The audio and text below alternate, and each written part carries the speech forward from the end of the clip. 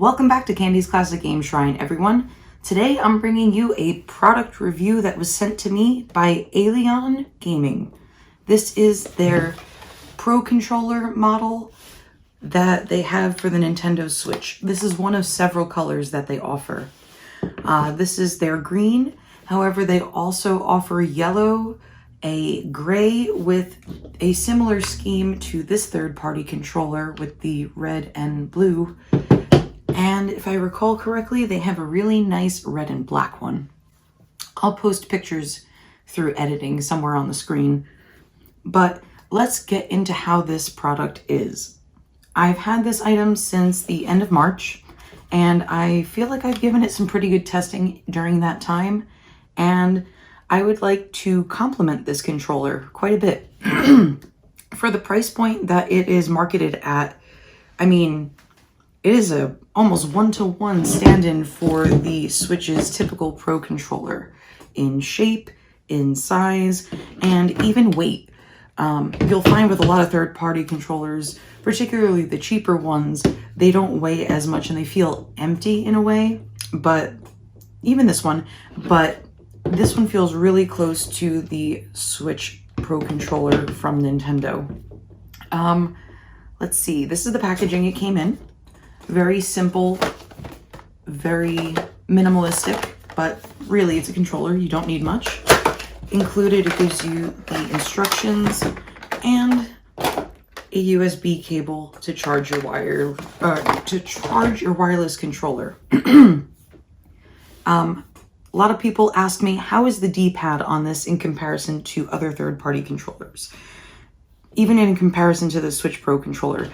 With this one, I use this mostly to play like Super Meat Boy, and it's okay, the original Pro controller D-pad, but it is a little fidgety at times, and certain directions will register as others. During my playtime with this, I ran into that a little bit, but I feel it was nowhere near as bad. I played Super Meat Boy with this as well. I kind of used that as my game to test, because that's a game that requires super precision, and you can't afford that with a shitty D-pad. But this held up really well, and I want to say it's even a little bit higher than the one that's on the Nintendo Pro controller.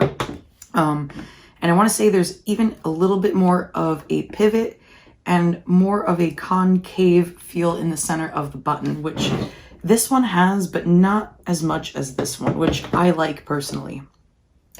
The joysticks are super smooth. I never had an issue with them being caught or drifting, because I've replaced the joystick in this one after putting this through hell. So these are holding up pretty nicely. The buttons themselves on the controller are a little light, but they don't feel cheap. You have an additional turbo button here, so the button layout here is a tad different than you would find on the original Switch controller.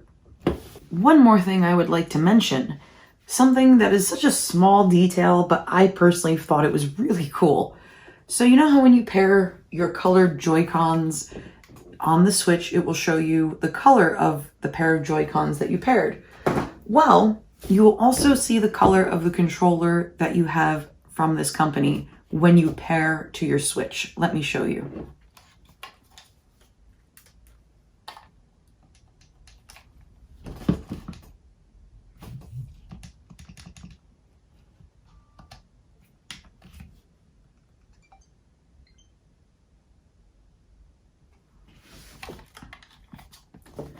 And here we are. Hopefully you can see this well. You'll see that it's a teal colored Pro controller in the bottom corner. And I thought that was just a really cute detail to add, because I'm pretty sure most of them just pair as a gray controller.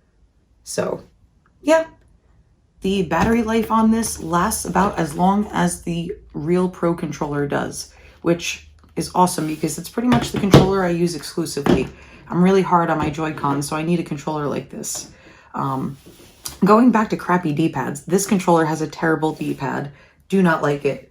But with this controller, you get the vibration function, you get the gyro sensors, you pretty much get everything that your normal Switch Pro controller has, minus the amiibo functionality.